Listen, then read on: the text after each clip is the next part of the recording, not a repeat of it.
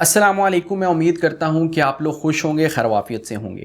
بہت سارے لوگ ایسے ہیں جو لمبے لمبے وظائف کرتے ہیں، بڑے بڑے وظائف کرتے ہیں، بڑے مجرب وظائف کرتے ہیں، لیکن ان کو کوئی نتیجہ نہیں ملتا، ان کے مسئلے کا حل نہیں نکلتا، ان کو اپنے کام پورے ہوتے ہوئے نظر نہیں آتے۔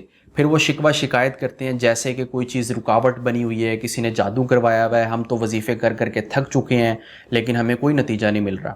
لیکن ان کو یہ بات نہیں پتہ کہ وہ بہت سی ایسی ضروری ہدایات ہوتی ہیں جو وظیفہ کرنے کے وقت آپ کو جن پر عمل کرنا چاہیے، بہت سے ایسے ضروری کام ہیں جن کو آپ کو ساتھ ساتھ کرنا چاہیے۔ اب میں آپ کو ایک مثال دیتا ہوں۔ آپ کسی پر ظلم کر رہے ہیں، کسی کا حق آپ نے مارا ہوا ہے، ٹھیک ہے، کسی کو آپ تکلیف دے رہے ہیں، ساتھ ساتھ آپ ادھر وظیفہ بھی کر رہے ہیں، کیسے اللہ تعالیٰ آپ کی مدد کریں گے؟ ادھر آپ نمازیں چھوڑ رہے ہیں، ادھر آپ وظیفہ کر رہے ہیں، تو نماز ہی تو سب سے بڑا وظیفہ ہے۔ اللہ تعالیٰ آپ کی وہ وظیفے وہ کیسے قبول کریں گے، کیسے نتیجہ دیں گے؟ آپ حرام کھا رہے ہیں، مثال کے طور پہ، اللہ تعالیٰ ہم سب کو بچائے، تو آپ حرام کھا رہے ہیں، ادھر آپ وظیفہ بھی کر رہے ہیں، تو کیسے اللہ تعالیٰ کی مدد اترے گی؟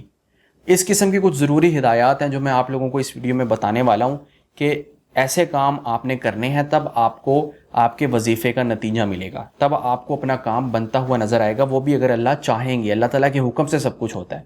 تو چلیے ہم آغاز کرتے ہیں۔ وظائف کرتے ہوئے ان کاموں پر ضرور عمل کریں تاکہ آپ کے وظائف قبول ہو سکیں کہ عقیدت درست رکھیں، ذات و صفات میں اللہ کا کوئی شریک نہ ٹھہرائیں، عقیدت و محبت کے ساتھ عمل شروع کریں، 5 وقت کی نماز پڑھیں اور رمضان کے روزے رکھیں، اور اگر سالانہ زکوٰۃ واجب ہوتی ہو تو اس کو بھی ادا کریں۔ قبولیت کا یقین رکھیں، اگرچہ قبولیت کے مراتب ہیں کہ وظیفہ یا تو قبول ہو جائے گا، یا کوئی بلا ٹل جائے گی، یا درجات بلند ہو جائیں گے۔ اولیاء اور بزرگوں کا احترام دل میں ہو، لیکن ان کے مزاروں کو قبولیت دعا کا مقام نہ بنایا جائے۔ مرد حضرات کے لیے مساجد سب سے بہتر جگہ ہیں، اور عورتیں گھر میں رہ کر بھی وظائف کر سکتی ہیں۔ رزق حلال اور صدق مقال ضروری ہے، یعنی حلال رزق کھاتے ہوں اور سچ بولتے ہوں۔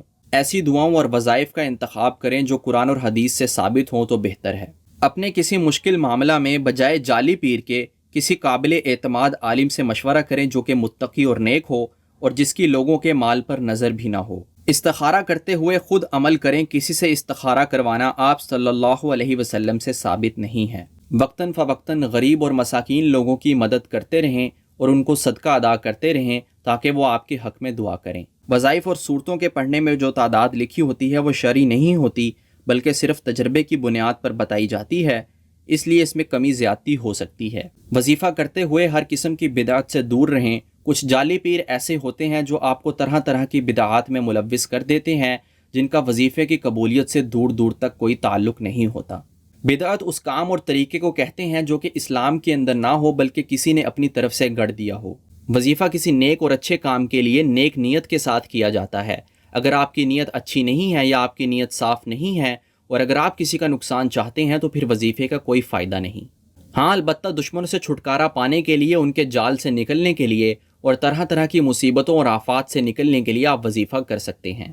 وظائف کرنے کا مقصود اللہ تعالیٰ کی رضا ہو۔ جب اللہ تعالیٰ راضی ہوگا تو مسئلہ خود حل ہو جائے گا۔